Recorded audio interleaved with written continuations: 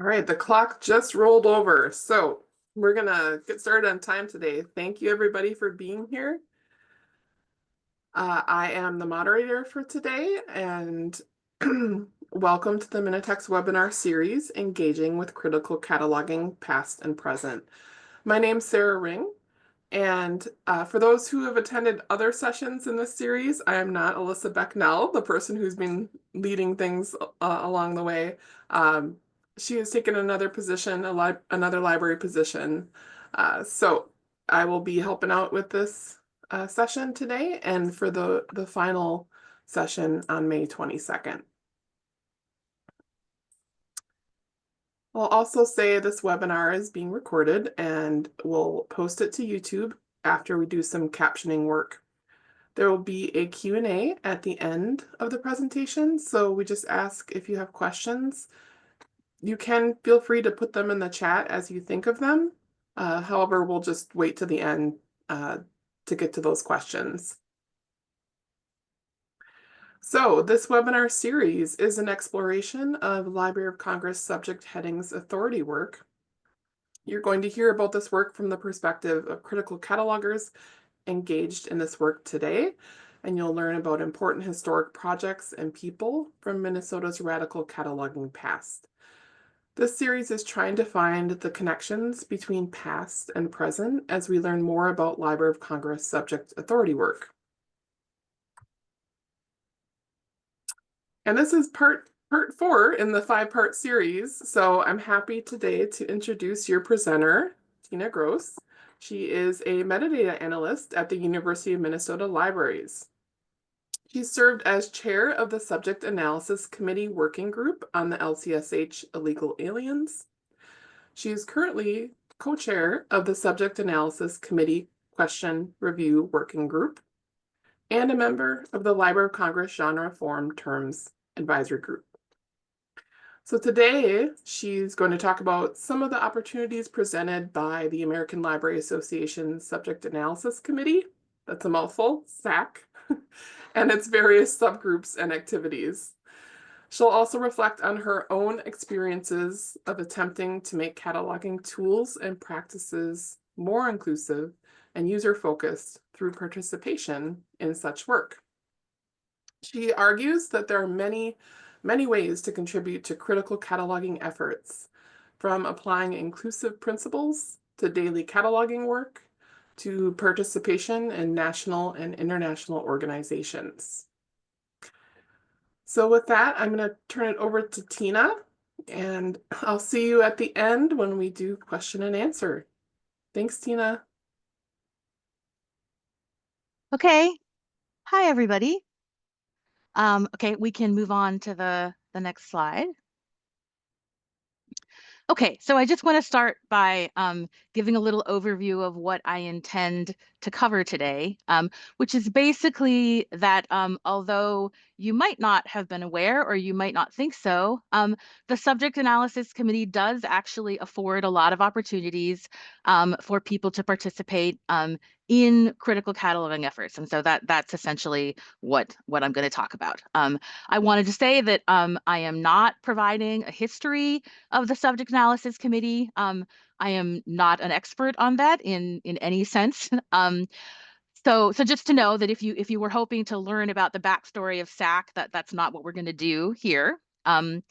And finally, one of the great things about this webinar being a part of a cumulative series, and especially coming towards the end of the series, is that I can rely on the context of what has come before. And so I'm not really going to spend time covering what is critical cataloging or inclusive cataloging or user-oriented cataloging or whatever you might want to call it. I'm sort of going to assume that if you're here and particularly if you've watched previous webinars in the series, that you already have a familiarity with that. And I'm also not going to spend time explaining why we need to have critical cataloging and sort of what the major issues are with our current control vocabularies, the Library of Congress subject headings in particular. I'm just sort of going to assume that you have a background in that if you're here, and yeah. So I don't know, Sarah, if you can see someone says in the chat that they can't hear the audio. So I just want to make sure everybody can hear me. Someone will let me know if you Yeah, can't. yeah. Okay. Could someone else respond? I know I can hear okay. So it might be particular to that one person's audio. So if you want to message the host, the person that's not hearing, I can try to troubleshoot in the background here. Okay, great. Thank you. Okay, next slide, please. Okay, so just a brief explanation of what the Subject Analysis Committee is. I meant to say also that from here on out, I'm going to use the acronym that it typically goes by SAC, which, it's not the best acronym, but it's not the worst either. um, so, so SAC. So the official charge of the group is up there on the slide. It's essentially a group of experts in subject analysis that are there to both serve as a resource for entities in librarianship that maintain subject analysis tools, to ask for feedback and advice, and also to help with projects and research when such entities need that kind of support, and also to be a body that keeps abreast of changes and things that are happening in all of those tools, um, in order to provide feedback and analysis. So SAC consists of members who are appointed by, I should go back and say, so it's a subgroup within the American Library Association that used to be housed under the division elects, and now is part of core since that transition happened. Um, so members are appointed for 2-year terms, which are often renewed. So sometimes people will be on for 4 years. So that those are the voting members who determine the main course of what SAC is doing. And then there's a number of liaisons in SAC who I'm going to talk about that a little bit more on the next slide. The group meets twice a year. And those meetings used to take place in person at ALA annual and midwinter, but now they take place online. And they are open to the public, which is something that I'll talk about more as we go on. So you do not have to be a member of SAC to participate in the meetings, and to contribute to the meetings, to talk during the meetings. Guests are not expected to remain silent. Um, okay, yeah. So we're okay. Next slide. Okay, so the liaisons to SAC represent basically two broad categories, which are representatives from organizations that maintain subject analysis tools. And so the examples given in the slide are OCLC sends a representatives for the Dewey Decimal Classification, and the Library of Congress, Cataloging Policy and Support Group also sends representatives talking about LC classification and LCSH.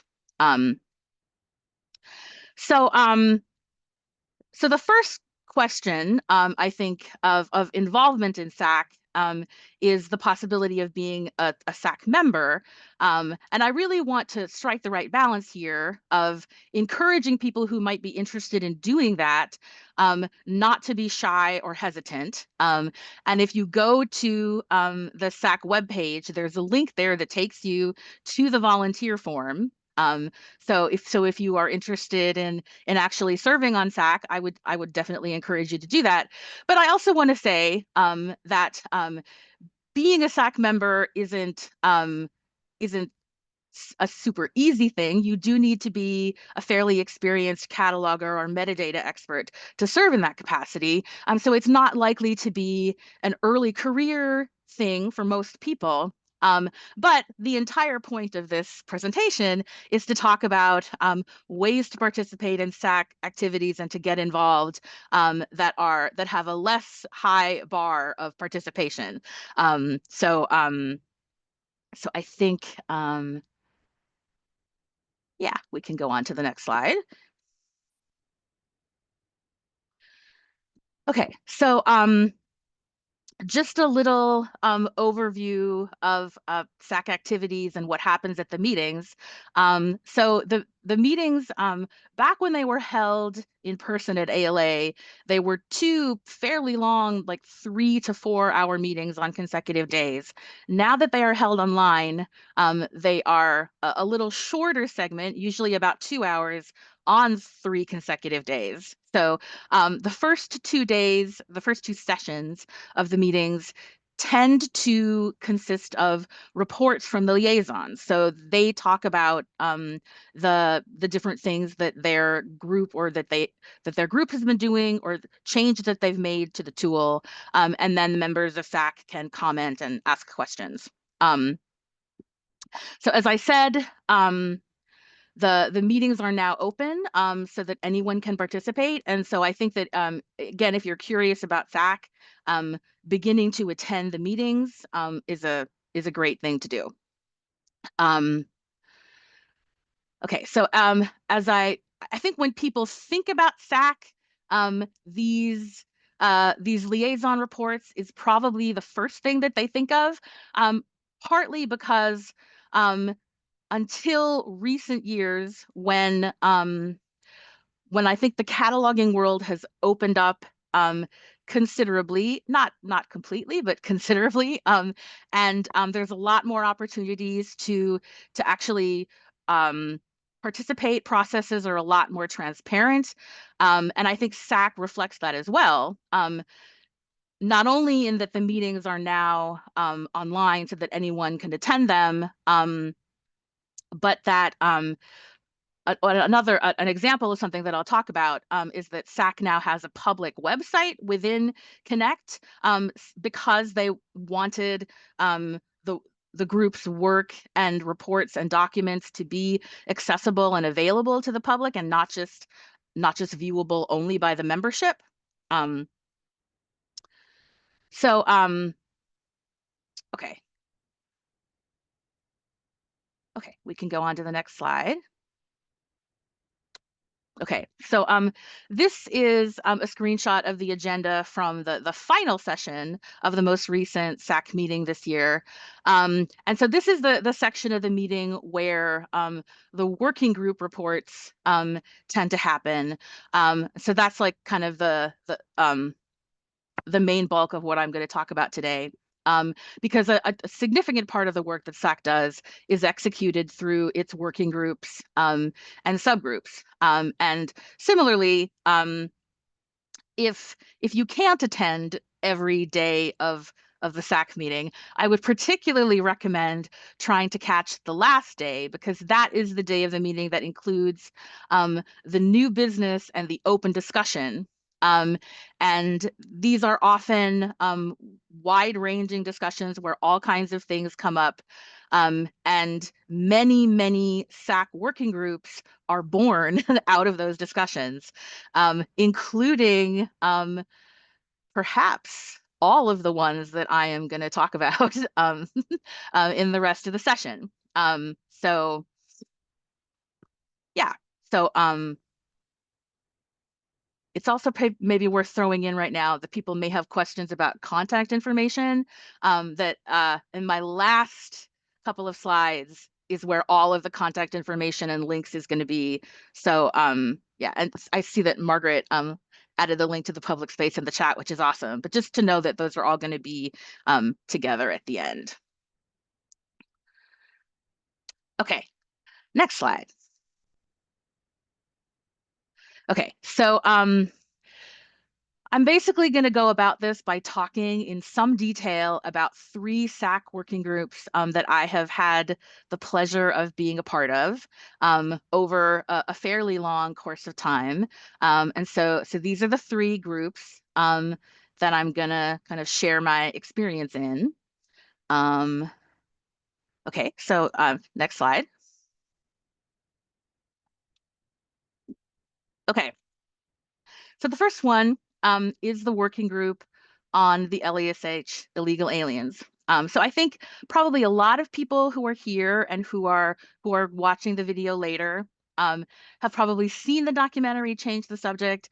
If you've been in the cataloging world in the past 10 years or so, you're very likely familiar with the saga of the LCSH illegal aliens. Um, and so, particularly if you've watched the documentary, then you've heard a version of how I came to be involved in the issue, which was I just happened across a story online about these undocumented students at Dartmouth who had heard about that, or who had encountered this subject heading being used in their school's library catalog and were disturbed by it and brought the issue to folks in the library. Um, but I think what isn't in the movie and what people would have no way of knowing is that it was actually the fact that at that time when I first heard about what was happening at Dartmouth, I had just been appointed as a member of SAC for the first time. So this would have been in mid to late 2015. Um, and it was in fact the fact that I had just joined this group that is what gave me the confidence and the sense that I was actually in a position to try to do something about this issue and try to push it forward and make sure that it didn't die. Because at the way things stood at that time was that the Dartmouth students and librarians had collaborated to submit an official SACO proposal to change illegal aliens, and that had been declined. And so they were kind of regrouping and trying to decide what, if anything, to do next. And that was the moment at which I kind of brought the issue up in ALA and tried to amplify it, which worked out, sort of ended up happening. Um, so just to say, if I had not just been appointed to the subject analysis committee, I don't know that I would have decided to take it upon myself to try to pursue this issue. Um, and in fact, I don't think that I could argue that SAC participation was the most critical thing, that was the main driver of what ultimately happened. But it did play a significant role. And I think that's something I wanted to be sure to mention. So this was also the first instance that I was aware of, although I'm sure there have been many more over time. Um, and one of the ways that I think the cataloging world has experienced a sea change in recent years that's related to the processes being more transparent and participatory than they used to be, is that when in the SAC open discussion or new business section, if you raise a complaint or a concern, it's extremely likely that the outcome will be a suggestion or even a formal proposal that a working group be formed to pursue or investigate that issue, and that you, since you're bringing this up, should chair it.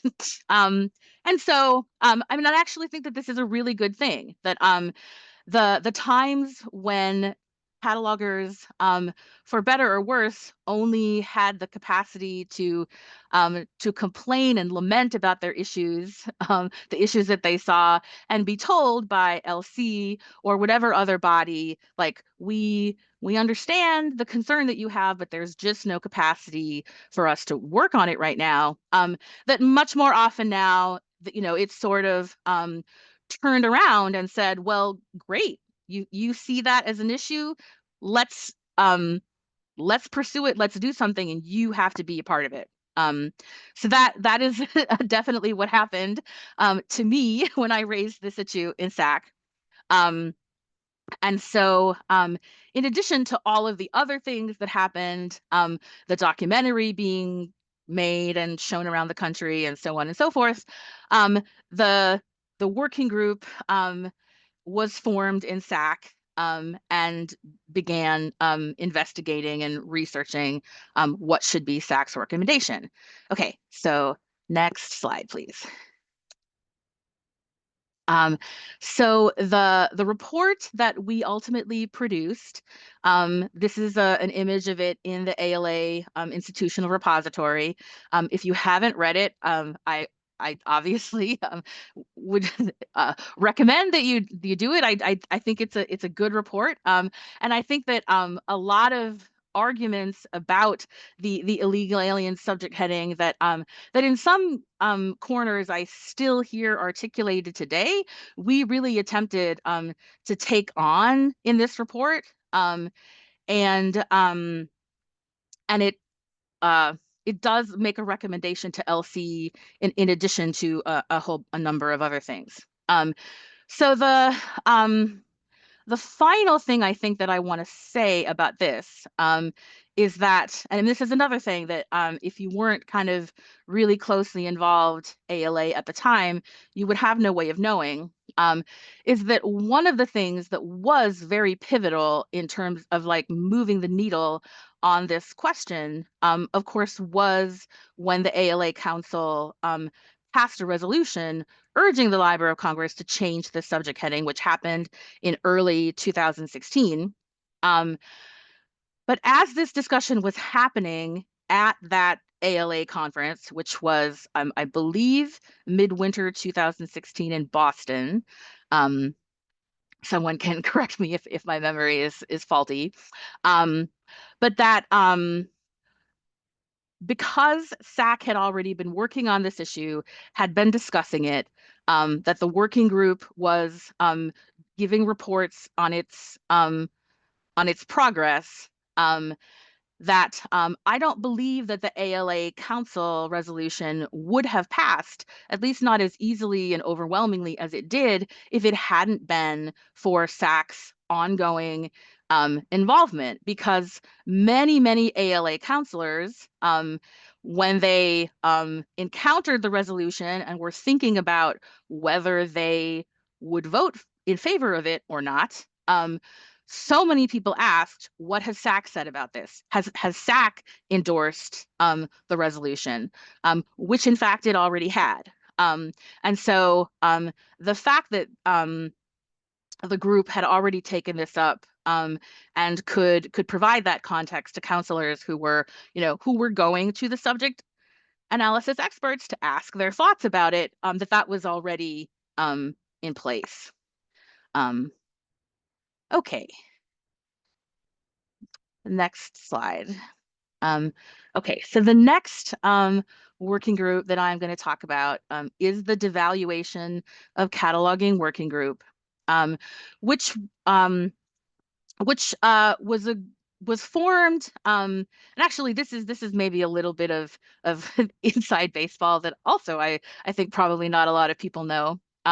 Is that the origin of this group actually started with me raising a question during the open discussion section of a SAC meeting. And the nature of my query had to do with the fact that OCLC had just laid off one of the Dewey editors, that they had downsized the staff that was working on the maintenance of Dewey. And so I raised that as a question, saying that perhaps SAC should have something to say about the value of the work of maintaining these tools, and making arguments about why it's worth investing in terms of staff time and resources. And that discussion went through like a lot of permutations and twists and turns, and ultimately the formation of this group was the result. And the group also had a bit of a circuitous path in terms of deciding what it actually wanted to do.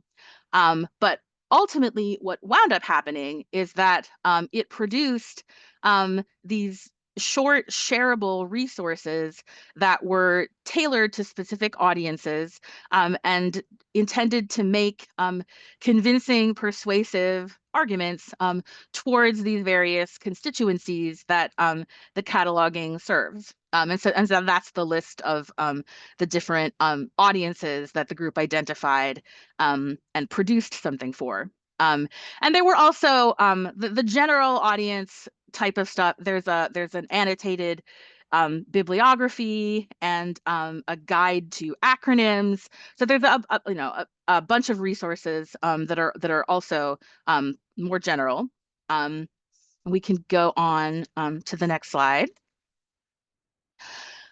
So what exists now is there is a collection of open access resources that are available for anyone to download and use. And the slide shows an example of some of these, that some of them turned out to be fairly whimsical and fun. A couple of online zines were produced by this group. Um, yeah, and they're interesting and cool, and I definitely encourage you to go check them out and use them, share them, borrow arguments from them. Um, so I was involved in the subgroup that was focused on other library workers. Um, and okay, we can go to the next slide. And so we wound up producing an online zine um, that essentially showed different kinds of problems and errors that often manifest in vendor cataloging and in just poor quality cataloging in general. And so not only did we highlight sort of some of these errors that could be avoided if a actual cataloger is on staff preventing things like this from happening, we also made the commentary on each of these problems. We wrote poems. um, so the subgroup was Allison Balin from San Diego State University and I. Although we didn't feel the need to put our individual names on the zine itself. But all of the poems in it were written either by Allison or I. And this is purely like a conjunction of two of my lifelong geekeries. One being, of course, cataloging, but I'm also a poet in my non-work life. I have an MFA in creative writing. It's a you know I it's a fairly big focus in my life.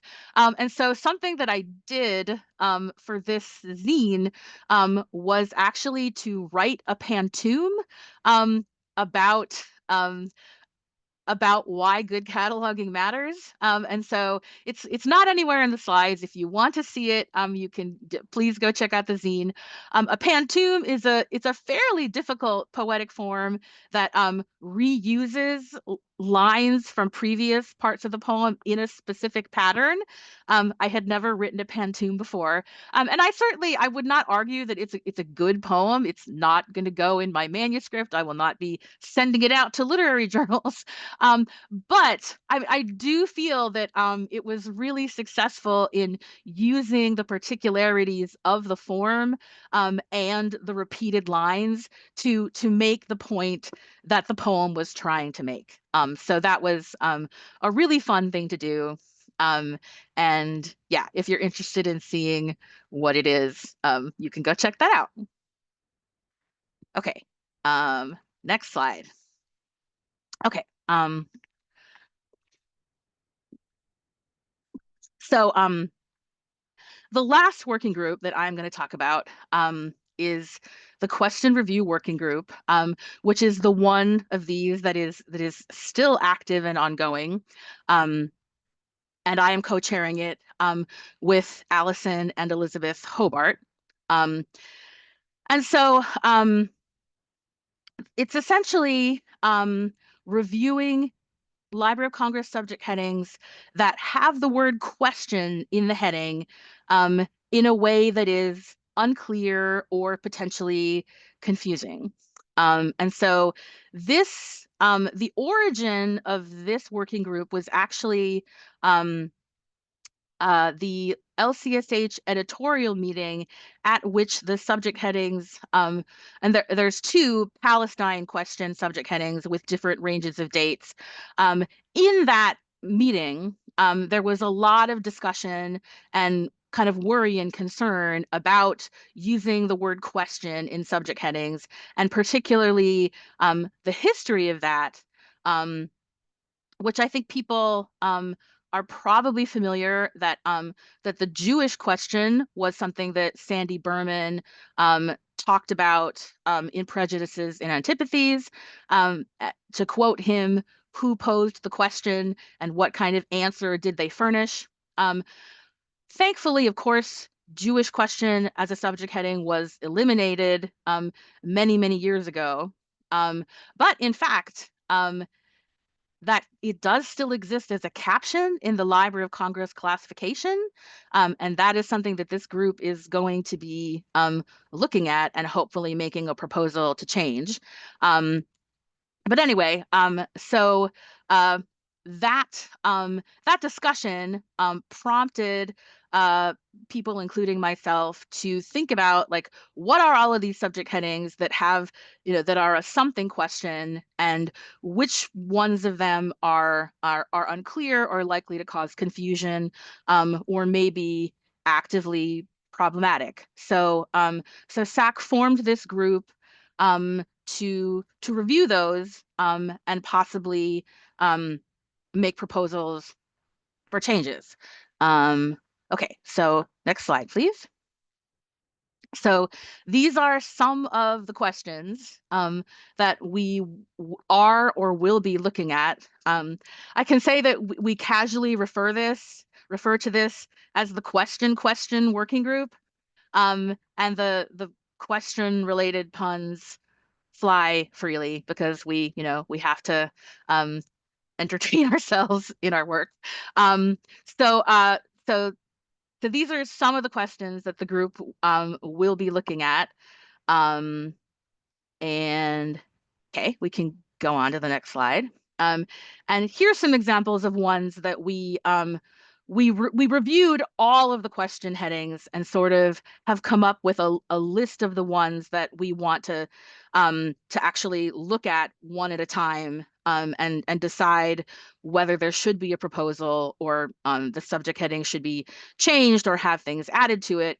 Here's some examples of the ones that we looked at and felt were fine as they are and sufficiently clear enough. Um, so okay, next slide. So the activity of this group is overwhelmingly research, because for each heading, we need to look at all kinds of examples of uh, works to which that subject heading has been assigned in the past, look at works about that topic and see what terminology they use over time. It often is going to, and already has, involved contacting experts in a particular area of history and asking for their feedback about what are, the prevalent terms and that sort of thing. And one of the things that it's quite interesting that we have encountered is that subject headings that were created before the age of the internet or even before computers, um, there is, I mean, obviously there is a subject authority record for every subject heading, but in many cases, only the most basic bare information is included. And when a subject heading was created at that time, there may have been citations or a note of the work catalogs or any kind of documentation about the decision process, but often none of that is recorded in the subject authority record that we have now. Um, so someone at the Library of Congress, Heidi Bartud, and thanks to her, actually, people who have participated in LCSH editorial meetings may have sometimes heard staff at LC refer to the fact that there is a paper catalog of older subject heading information that they sometimes consult. And so she actually went into that resource and looked up all of the question headings that we were talking about, and made scans of this often, as you see, handwritten documentation back from the era when these were created, which is often helpful, helps us to understand why something was done the way it was. Um, so this group, I think it's probably going to be the longest lasting SAC working group in the history of time, just because it is so research intensive. Um, and so because of that, we've taken an approach of being very, very flexible about the membership, that people can come and go as they have time available.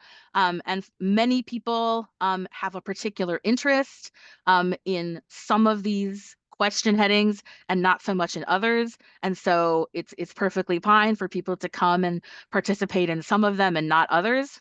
Um, and the other thing is that we've also taken an approach that, especially since this is such a complicated kind of lumbering beast, that we wanted it to also present an opportunity for people who may have domain knowledge in one of the areas covered by the subject heading, or just interest, but may not have a background in cataloging, but an interest in it, to participate in this group and sort of um, learn from others who are more experienced in the group about what the research process looks like, what types of evidence is needed to put in a proposal for a subject heading change, um, and just to kind of use it as an orientation or training ground where people could come in and learn about this process together.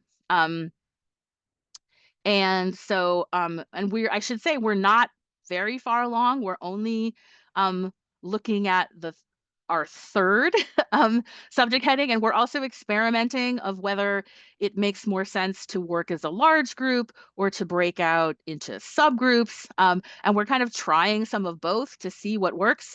So this is a very much like we're inventing or figuring out how to do this as we go along, because there really hasn't been another group with kind of like this breadth of a charge before. And there's definitely aspects of it that are frustrating and challenging, but it's also been an extremely fascinating process. And so, I mean, this whole presentation is also sort of a call or an invitation to, if you're interested in getting involved in one of these issues, please contact the group chair and let them know of that interest. But this one in particular, if you think you might like to delve into any questions, please talk to me, because we can definitely use your voice and perspective. Um, okay. Oh, and to say, sorry, Sarah. Um, we also decided that we would gather the research and come up with what we think we want to propose, which is often going to be the additions of dates, or maybe more some kind of word qualifying or clarifying what the question was, but that we're going to wait until the end of the research process to submit any proposals that we come up with together as a group, to sort of make it one of those those projects. And then also, as we go along, the experience of doing more might inform retrospectively work that we've done in the past. So we wanted to submit them all together. So that's kind of going to be the culmination of the group's work eventually. Okay, now we can go to the next slide. Um, okay, so as I think what I've talked about thus far reflects, is that SAC working groups have different kinds of charges and different kinds of needs and demands. And so some of them need the participants to all be experienced catalogers, because for whatever reason, there just isn't time to be explaining a lot of process and concepts to people who might not already be familiar with them. And then conversely, some of them have a fairly explicit goal of wanting to spend time doing exactly that, sort of expanding the circle of people who are actively thinking about and working on subject authority work. Um, and so calls will go out that will indicate, if there's requirements or qualifications other than just interest to be involved in the group. And often interest and willing to be involved is all that is needed. Um, and also that there's a tremendous variation in the amount of the time commitment and how long the group will last. And so that's all, just something to keep in mind when thinking about whether you have the capacity to try any of this. Okay, next slide.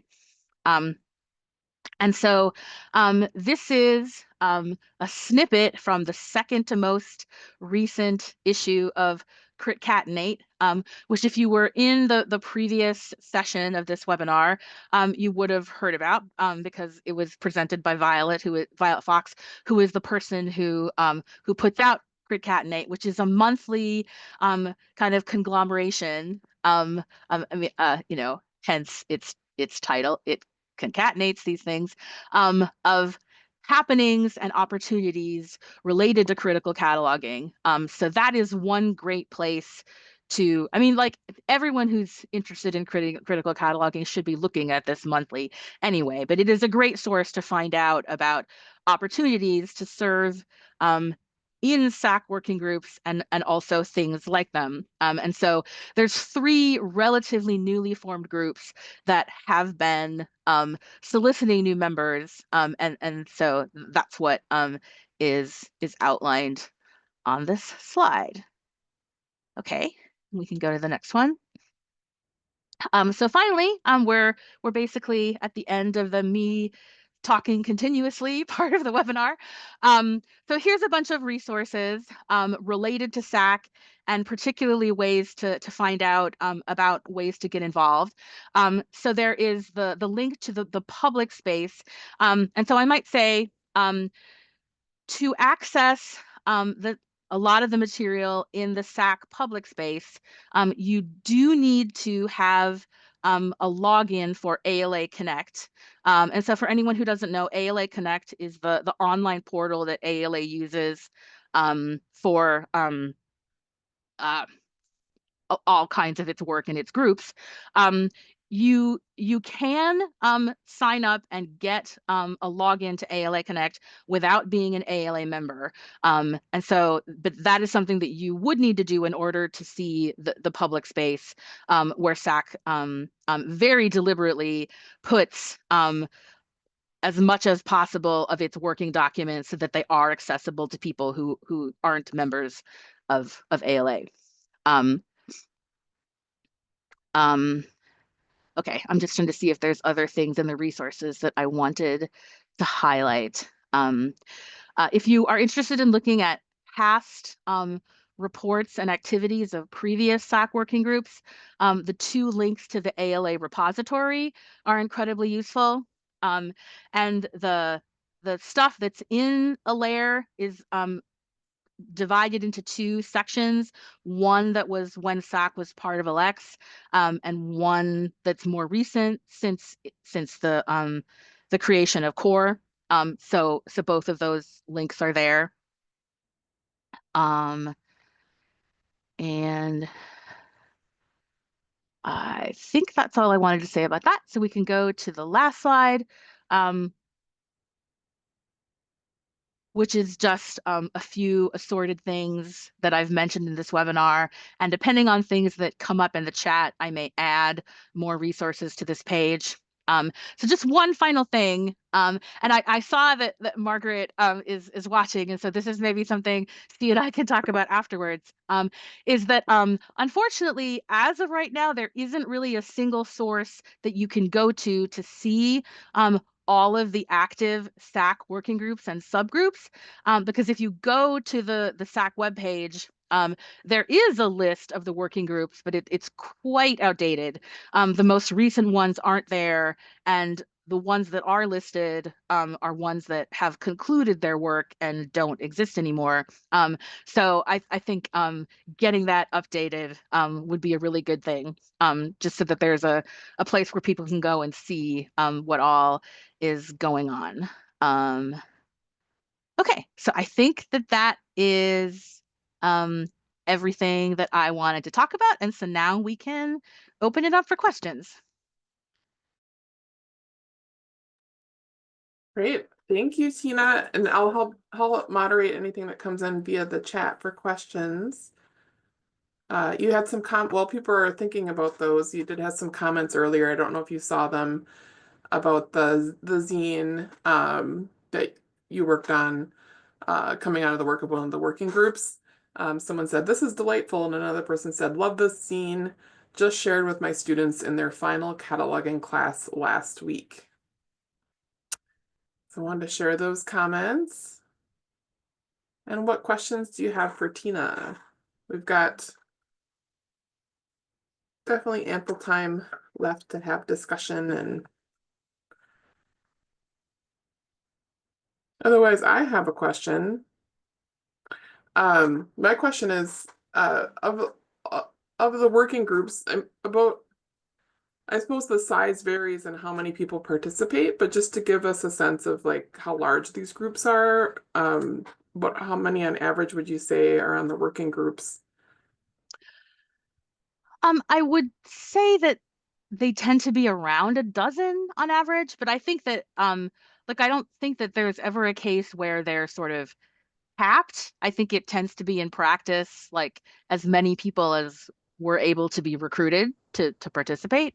Um, and the question group has varied, has fluctuated quite a bit between I mean, I think at a certain point there were as many as 40 members of that group. But then as I mentioned, people tend to come and go from it depending on their schedules and capacity. So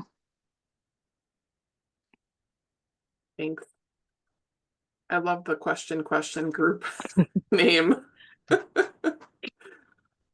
that's not its official name, but I will probably never call it anything else. All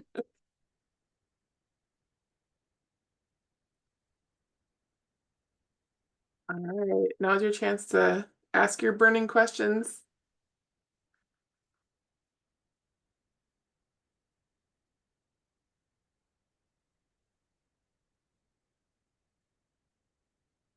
Well, I'll ask, what would you ask the audience to do as like a next step after this webinar if they're interested?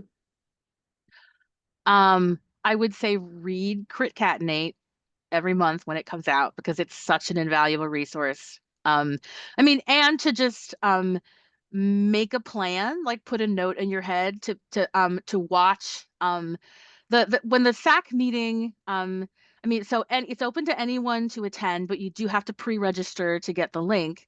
And that announcement goes out on all of the, cataloger listservs and things. So just and it tends to be around when midwinter and annual would have happened. So it's, roughly in January and in June or July.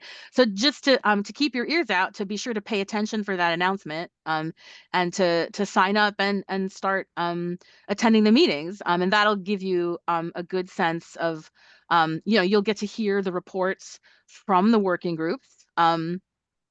And get a sense of what are the different things going on. And also that if you have some kind of burning issue or some kind of problem with a controlled vocabulary, as far as you know, nothing is being done to address, that's something that can be brought up during the open discussion, and see if there's if people agree with you that it's a problem and have the capacity um, to start thinking with you about what could be done, which could be the formation of another working group. Great, thank you. All right, last call for questions. I'm just checking the chat one more time, make sure I didn't miss anything. And Tina, did you see the comment from Margaret there. She said, Mm-hmm. yes, I've been meaning to include as part of updating that page. I also noticed that it cites as one of the examples of a liaison the H.W. Wilson Company and the Sears list of subject headings, which that is very the H.W. Wilson Company hasn't existed for a lot of years, although thankfully the Sears list of subject headings does still exist and like is still within SAC's purview. But yeah.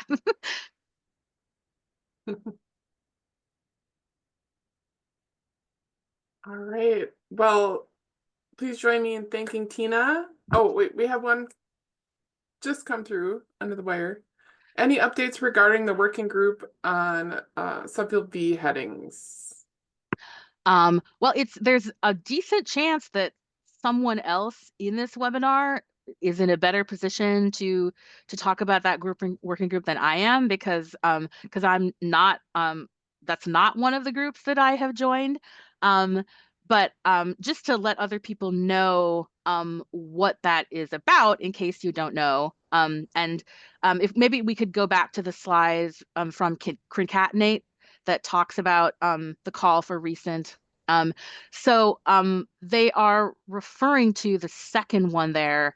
And so what that is about is that partly as part of the transition from Mark format to BibFrame, um, LC is implementing a bunch of new practices. And so modern mark is, I mean, I'm not a fan of that term, but what that means is essentially a mark record that has or can be produced from taking a bibliographic record in BibFrame and then crosswalking it to mark. So that's what a modern mark record is, and one that is like compliant with those circumstances. And one of the things that involves is things that up until now have been included as a form subdivision at the end of a subject heading string. So a subfield V, poetry or whatever, that now that we also have separate freestanding genre form terms that go into 655 that are, better for faceting and all sorts of things. One of the consequences of all of that process is that the subfield V at the end of a string will not regularly be included in this modern mark world. And the working group was formed because people are concerned that that is not a good decision and are going to be investigating and making a recommendation. And so that's not really an update on its progress. That's just explaining what it is. But I mean, I honestly, I don't know where they are, if they've started meeting or what the situation is. But if anyone who's here has that knowledge, please feel free to chime in.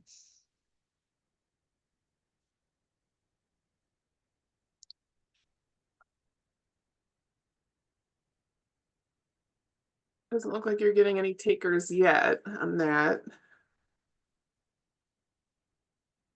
I'm going to flip ahead here.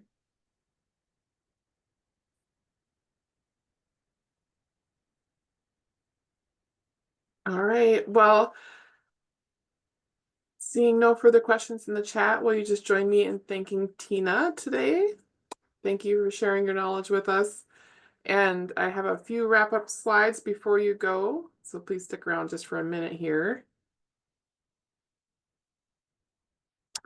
If you have time and are willing to take just a really 3-minute survey, we really appreciate the feedback. If you find the series valuable, it's great to hear because we're able to continue doing things like this. So please just take a few minutes to give us your feedback. I will put that link in the chat right now as well. And then one more thing to say here, we'll end. Thanks to all of you for taking the time to attend today, and wanted to let you know we are offering one more session in the series. So May 22nd, we'll be reviving the Hennepin County Authority File. And I'll put that link in the chat as well. So if you are interested, there's the link that will get you to the sign up. And you will see a follow-up email from me once the recording's available, and a link to the slides and any other resources that Tina may want to share with you. Thank you again, Tina. Thank you, audience. Any final words, Tina? Thanks for being interested and coming to the webinar.